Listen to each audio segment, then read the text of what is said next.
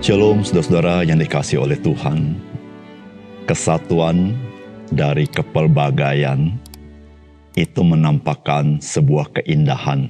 Karena memang Tuhan menciptakan seperti itu. Dan bukan itu saja saudara. Kesatuan memberikan dampak yang sangat besar. Ada satu kekuatan yang besar untuk mencapai tujuan. Dan tentunya kesatuan di dalam Tuhan untuk mencapai maksud dan tujuan Tuhan. Salam jumpa dalam program Tuhan adalah Gembalaku.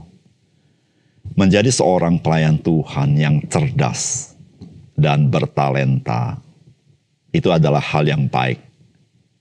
Namun, menjadi seorang pelayan Tuhan bukan saja berbicara tentang kecerdasan atau seberapa dia bertalenta.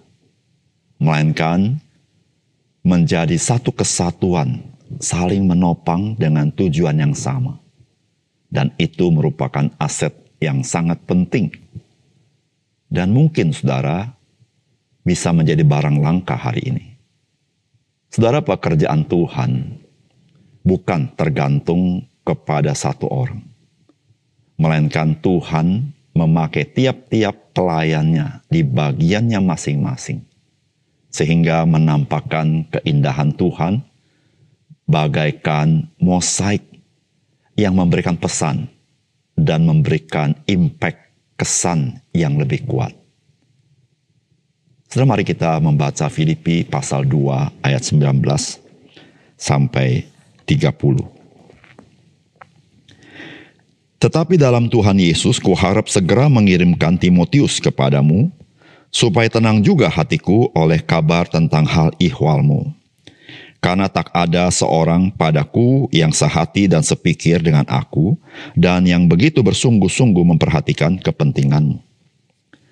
Sebab semuanya mencari kepentingannya sendiri, bukan kepentingan Kristus Yesus. Kamu tahu bahwa kesetiaannya telah teruji dan bahwa ia telah menolong aku dalam pelayanan Injil, sama seperti seorang anak menolong bapaknya. Dialah yang kuharapkan untuk kukirimkan dengan segera, sesudah jelas bagiku bagaimana jalannya perkaraku. Tetapi dalam Tuhan aku percaya bahwa aku sendiri pun akan segera datang. Sementara itu kuanggap perlu mengirimkan Epafroditus kepadamu, yaitu saudaraku dan teman sekerja serta teman seperjuanganku yang kamu utus untuk melayani aku dalam keperluanku. Karena ia sangat rindu kepada kamu sekalian dan susah juga hatinya sebab kamu mendengar bahwa ia sakit. Memang benar ia sakit dan nyaris mati, tetapi Allah mengasihani dia. Dan bukan hanya dia saja, melainkan aku juga supaya duka citaku jangan bertambah-tambah. Itulah sebabnya aku lebih cepat mengirimkan dia, supaya bila kamu melihat dia, kamu dapat bersuka cita pula dan berkurang duka citaku. Jadi sambutlah dia dalam Tuhan dengan segala sukacita dan hormatilah orang-orang seperti dia. Sebab oleh karena pekerjaan Kristus, ia nyaris mati dan ia mempertaruhkan jiwanya untuk memenuhi apa yang masih kurang dalam pelayananmu kepadaku. Saudara yang dikasihi oleh Tuhan, masa di mana Rasul Paulus melayani dengan masa kita hari ini, tentu ada jurang perbedaan yang sangat besar. Pada masa itu, teknologi komunikasi masih sangat jauh dari hari ini tentunya, kalau tidak kita katakan sangat primitif, yaitu dengan cara mengirim orang atau teman, dan juga membutuhkan waktu berminggu-minggu untuk menyampaikan pesan kepada orang yang jauh di luar sana. Dan siapa yang dikirim, itu menggambarkan seberapa pentingkah tujuan dari penerima berita itu. Rasul Paulus mengirim ke Filipi bukan rekan sembarangan, melainkan anak rohaninya, yaitu Timotius. Tujuannya adalah untuk mendapatkan kabar tentang jemaat di kota Filipi dan tentunya juga untuk membawa surat Filipi ini kepada jemaat di Filipi. Dan Rasul Paulus juga mengirim juga Epafroditus, rekan kerjanya, ke Filipi. Dan Epafroditus itu adalah jemaat dari kota Filipi yang diutus oleh gereja untuk bersama-sama Rasul Paulus membantu Rasul Paulus dalam pelayanan misi. Saudara, dari sini kita melihat bahwa Rasul Paulus juga tidak hanya memikirkan dirinya sendiri, tapi dia memikirkan juga kepentingan gereja dan kepentingan Epafroditus. Maka diutuslah Epafroditus ke kota Filipi. Saudara, apakah pesan firman Tuhan bagi kita?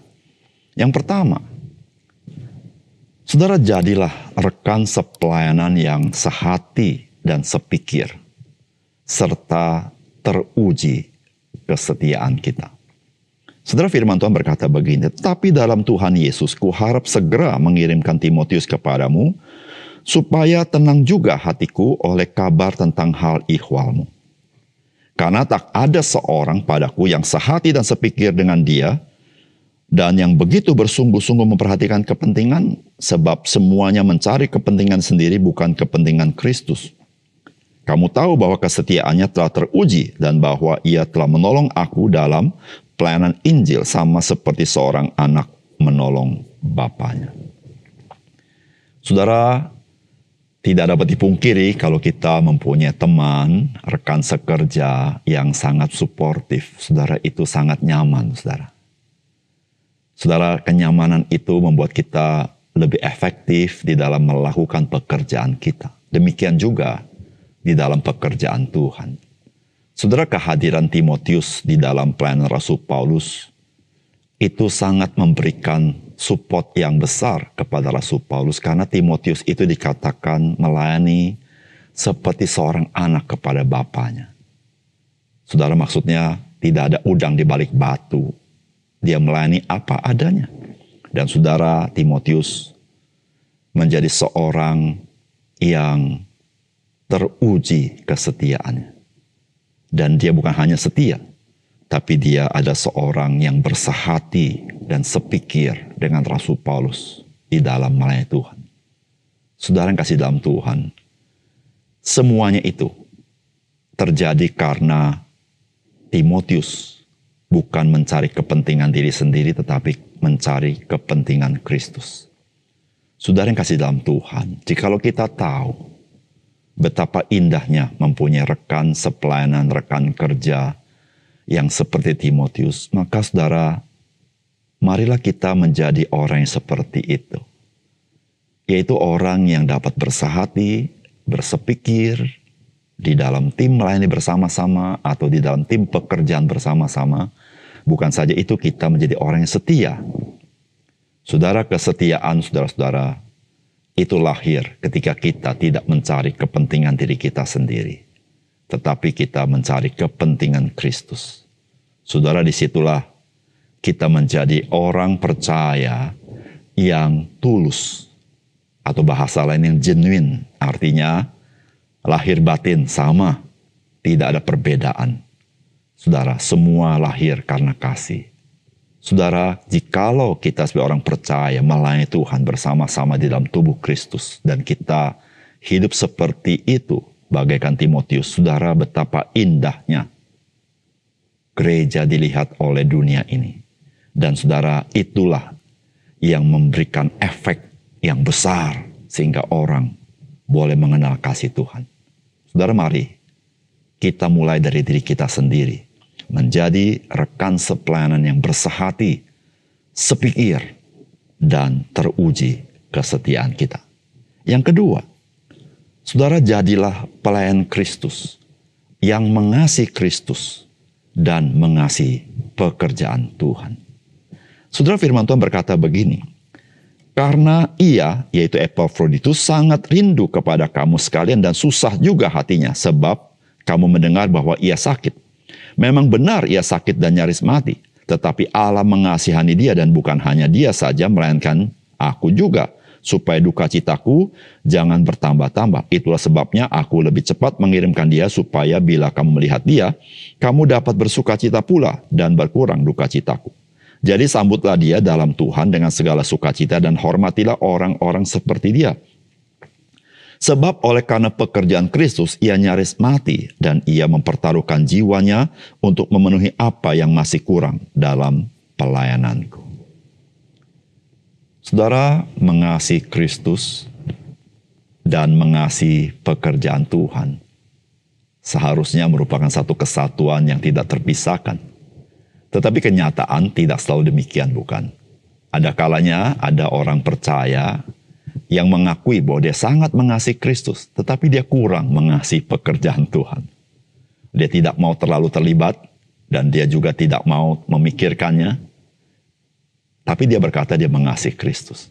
Tetapi saudara, dari Epafroditus kita belajar, saudara, dia adalah seorang utusan dari jemaat Filipi untuk membantu Rasul Paulus. Dan saudara, dia adalah seorang rekan yang baik, saudara. Bahkan dikatakan dia orang yang bekerja keras dalam pekerjaan Tuhan. Bahkan saudara, dia sampai sakit dan nyaris mati karena pekerjaan Kristus. Saudara, Epafroditus adalah seorang jemaat biasa, tetapi dia sangat mencintai Tuhan Yesus dan dia mencintai pekerjaan Tuhan. Saudara, Rasul Paulus mengatakan bahwa sambutlah orang yang seperti ini dalam Tuhan dengan sukacita dan hormatilah orang-orang yang seperti dia. Mengapa? Sebab oleh karena pekerjaan Kristus, ia nyaris mati dan ia mempertaruhkan jiwanya untuk memenuhi apa yang masih kurang dalam pelayananmu kepadaku. Saudara, orang-orang yang seperti ini, saudara, memang bisa menjadi barang langka. Tetapi saudara, mari kita tidak melihat kepada orang lain, tapi marilah diri kita sendiri yang meneladani seorang seperti Epafroditus. Sehingga saudara, setidaknya saudara, barang langka ini tidak menjadi langka, karena saudara dan saya mempunyai tekad kerinduan yang sama seperti Epafroditus, saudara. Kita mencintai Kristus dengan sungguh-sungguh, dan kita mencintai pekerjaan Tuhan. Bahkan kita rela membayar harga, karena kita lakukan untuk Tuhan. Saudara, marilah kita menjadi pelayan Tuhan yang seperti itu. Sehingga saudara, kita tidak menjadi pelayan Tuhan yang palsu, pelayan Tuhan yang punya motivasi yang lain, pelayan Tuhan yang mencari kepentingan diri kita sendiri. Karena kita adalah pelayan Tuhan yang mencintai Tuhan dengan segenap hati kita dan mencintai pekerjaan yang Tuhan sedang laksanakan di tengah dunia ini. Mari kita berdoa. Bapa surga, terima kasih untuk kebenaran firman Tuhan. Biar Tuhan memberkati firman-Mu dan menolong kami supaya kami boleh menjadi seperti yang Tuhan inginkan sesuai dengan Injil yang kami terima. Terima kasih untuk firman Tuhan. Dalam nama Tuhan Yesus kami berdoa. Amin.